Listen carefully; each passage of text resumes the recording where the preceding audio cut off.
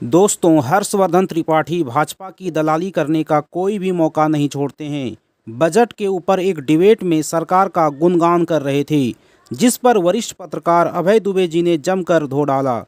इस डिबेट को अंत तक देखिए, क्योंकि अंत में कांग्रेस प्रवक्ता आलोक शर्मा ने हर्षवर्धन त्रिपाठी को पूरी तरह से जलील करके रख दिया।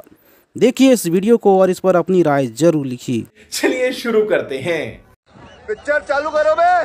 क्योंकि हर्षवर्धन जी, हमने तो आज ये सुना सदन में खड़े होकर अखिलेश यादव की तरफ से कहा गया कि वो झूठ बोल रहा था बड़े सलीके से। मैं एतबार ना करता तो और क्या करता। देखिए रोमाना जी, पहली बात तो ये कि इस तरह की शेरो शायरी होती रहे, ये बड़ा अच्छा है। सदन कोई भी हो, आनंद वाला होना चाहिए।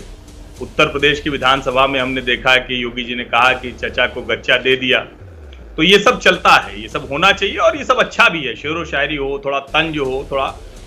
लेकिन नेता प्रतिपक्ष के भाषण की मैं बात करूं, राहुल गांधी की। जिस दिन बजट आया उस दिन कांग्रेस पार्टी भारतीय जनता पार्टी के ट्रैप में फंस गई थी। पूरी पार्टी राहुल गांधी की एक पोस्ट से एक तरह से कहे परेशान हो गई। उनकी सारी रणनीति ध्वस्त हो गई थी जब उन्होंने कहा कि एक कॉपी पेस्ट है और प्रीवियस बजट का ही सब कुछ है।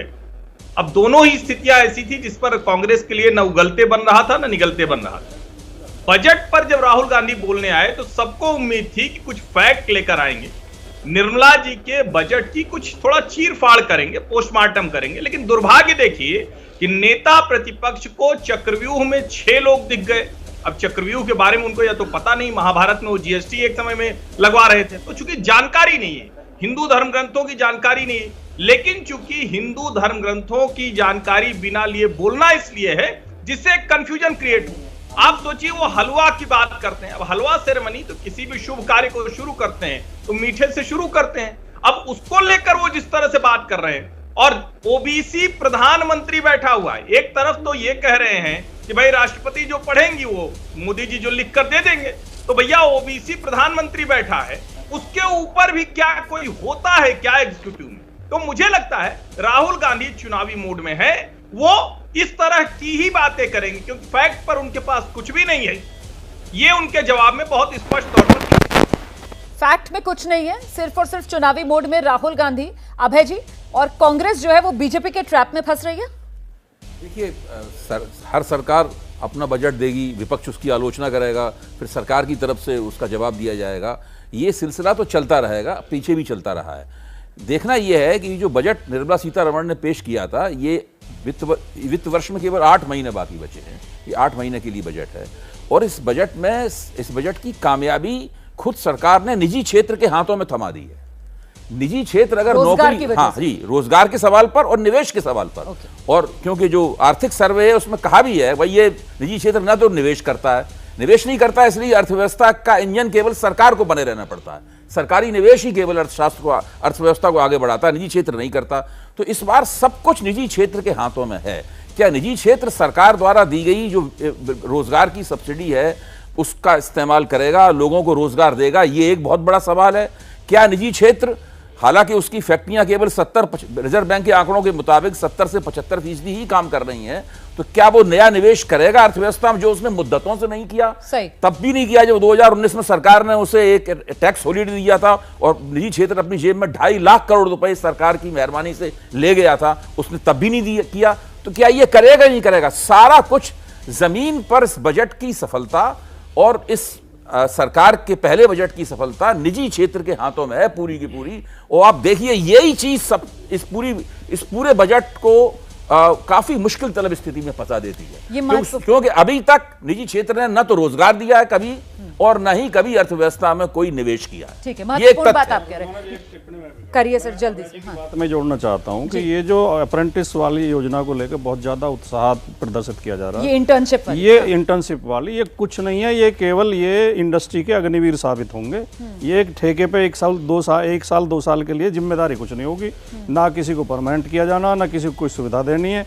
ये एक ठेकेदारी के मजदूर मिल जाएंगे। ये इंडस्ट्रीज को फायदा पहुंचाने के लिए ही हाथ घुमा के पीछे से एक योजना है। जल्दी से सर। देखिए, अभी मशहूर आर्थिक पत्रकार स्वामीनाथन अय्यर ने अभी 2 दिन पहले उन्होंने लिखा है कि वो बजट के बाद कुछ उद्योगपतियों के साथ बंबई में इंटरेक्शन कर रहे थे। तो उन्होंने उद्योगपतियों से उन्होंने पूछा, किसी का नाम नहीं है उसमें, लेकिन स्वामीनाथन अय्यर का लेख है टाइम्स ऑफ इंडिया, उन्होंने पूछा कि सरकार ने जो सब्सिडी दी है रोजगार को लेकर, आप क्या इसका इस्तेमाल करेंगे, कि आप कितने लोगों को रोजगार देंगे। तो सारे उस इंटरेक्शन में जितने भी उद्योगपति मौजूद थे, उन्होंने स्पष्ट रूप से कहा कि वो एक व्यक्ति को भी नहीं लेंगे।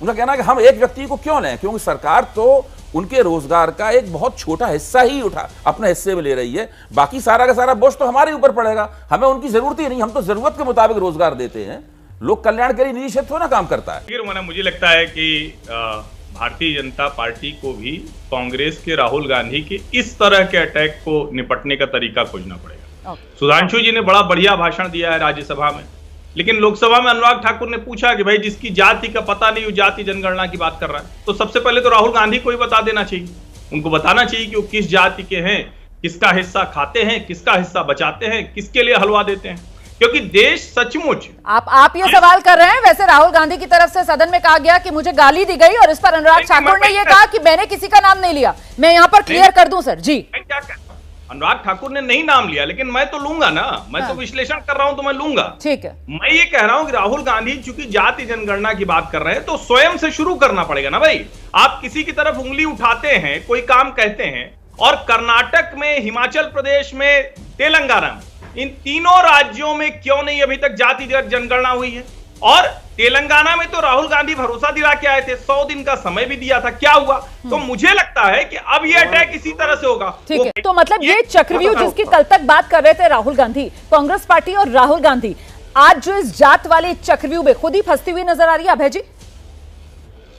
देखिए, राष्ट्रीय स्तर पर जातिगत जनगणना का मुद्दा लंबे अरसे से इस देश में चर्चित है, उसके ऊपर राष्ट्रीय स्तर पर बहस हो रही है। चूंकि सरकार ने कोविड के बहाने से जो आम जनगणना होती है वो भी नहीं कराई, और जो पहले जो एक सामाजिक आर्थिक जनगणना हुई थी उसके आंकड़े भी प्रकाशित नहीं हुए, तो ये मसला हवा में लटका हुआ है, और ये चुनाव के दौरान भी इसको मुद्दा बनाया गया था, इसलिए ये बात बार बार उठेगी। इसके साथ में ओबीसी और दलित वाला प्रश्न भी जुड़ा हुआ है। मैं ये नहीं कह रहा हूं कि सब कुछ विपक्ष के ही पक्ष में चला जाएगा, मैं पहले भी कहता रहा हूं इस सवाल पे कि अगर जातिगत जनगणना हो जाएगी तो उसकी कोई गारंटी नहीं है कि विपक्षी राजनीति को ही उससे लाभ होगा, उससे किसी को भी लाभ हो सकता है, और उससे कोई अल्पकालीन लाभ मिलने की संभावना भी नहीं है, वो दीर्घकालीन लाभ का मसला है वहां पर पूरी अर्थव्यवस्था के लिए। तो ये एक मसला है, और जातिगत जनगणना के सवाल पर भारतीय जनता पार्टी को बहुत स्पष्ट रूप से निकल के आना चाहिए। उनके बहुत सारे सहयोगी जो हैं एनडीए के, वो जातिगत जनगणना के पक्ष में हैं, उनको निकल के आना चाहिए और कहना चाहिए करना है कि नहीं करना। बजट में लोन ले लो, लोन ले लो, लोन ले लो, लोन तो ऐसा दे रहे हैं जैसे वो लौटाना नहीं है, एजुकेशन का ले लो, फलाना का ले लो। अरे भाई, 83% लोन जो है, कर्जा जो डोमेस्टिक कर्जा है लोगों का, अपने जेवर गिरवी रखने वाला, वो बढ़ गया है।